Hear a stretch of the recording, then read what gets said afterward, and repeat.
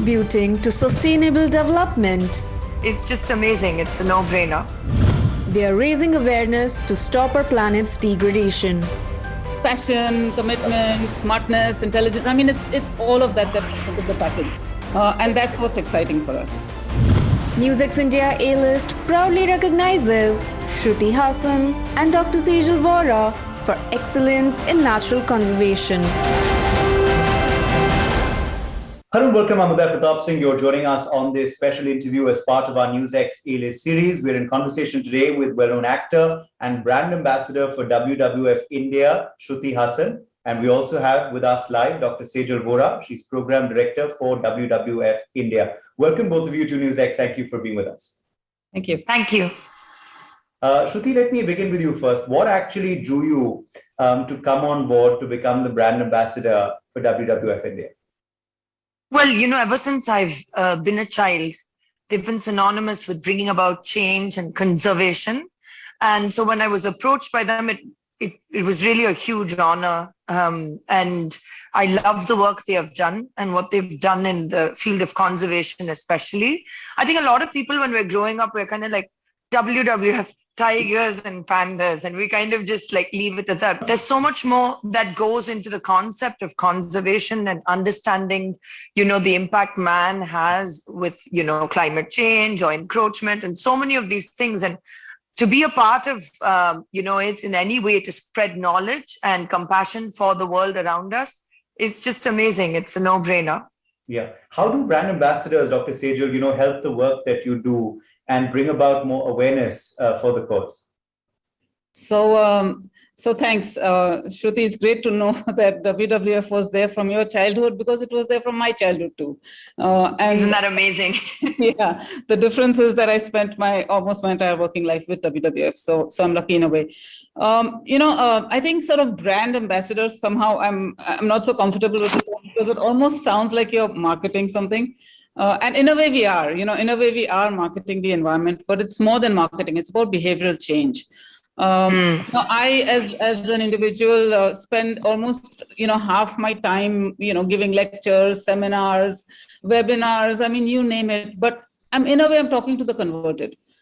And what people like Shruti bring, as ambassadors of WWF, they help us to reach out to a completely different audience. It's an audience that otherwise I would not know how to reach at all.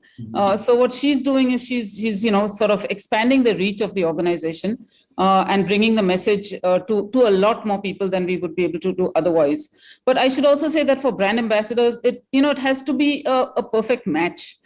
Because it's not just that you pick up somebody who's popular and say, okay, become a brand ambassador. There has to be a values and a cultural match between the person and the organization. And so we're really lucky to have people like Shruti, who embody for the younger generation this whole combination of, passion, commitment, smartness, intelligence.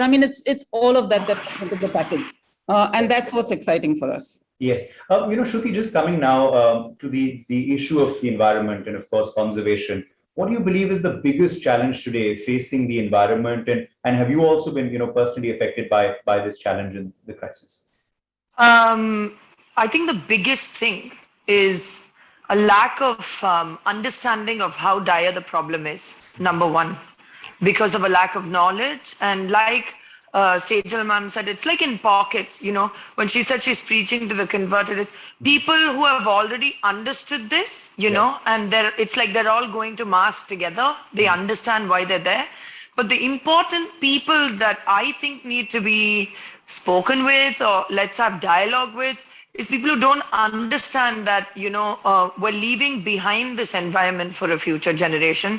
Not only that, in our current lifetime, there are gaping holes and threats staring us in the face, and we act like it's very far away, just like we acted about the tigers and the elephants. I live in a city, they're in a forest somewhere, they're far away. That's not my life.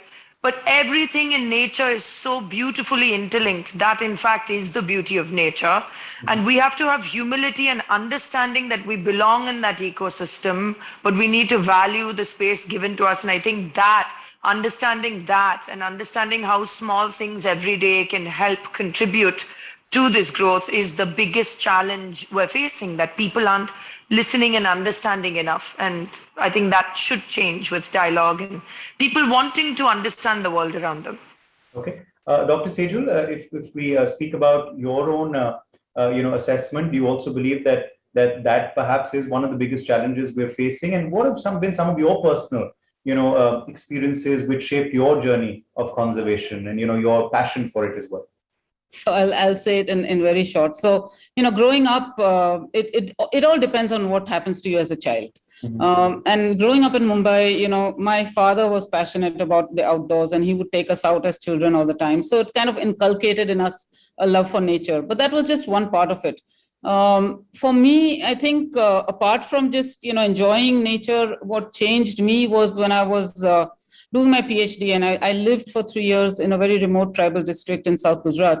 And it was interacting with these communities who live in the forest that absolutely changed my outlook on conservation, because I realized that, while I'm enjoying nature, they're living it.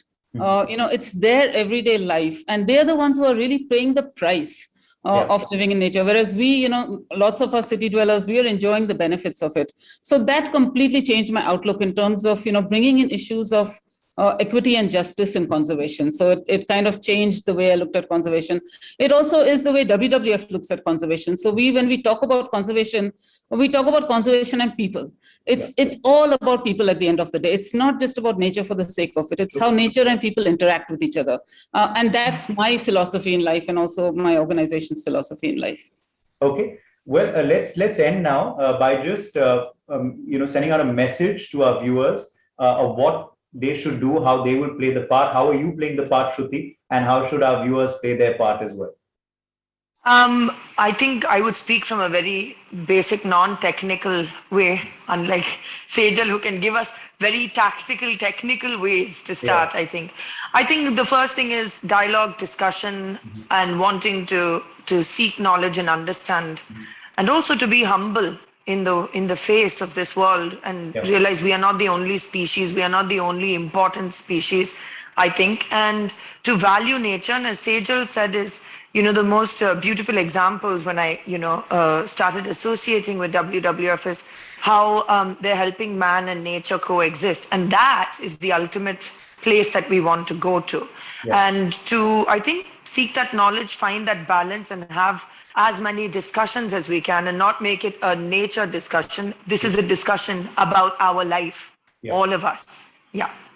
Dr. Sejal, last word to you.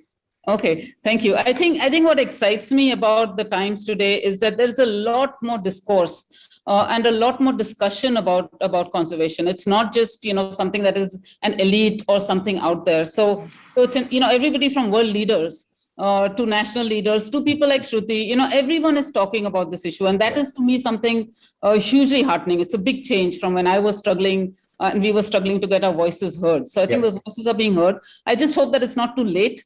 I hope that we can act before it's too late as a globe and as a country. And I think the one thing that I would tell people, and this is echoing what Shruti said, is just be aware and conscious.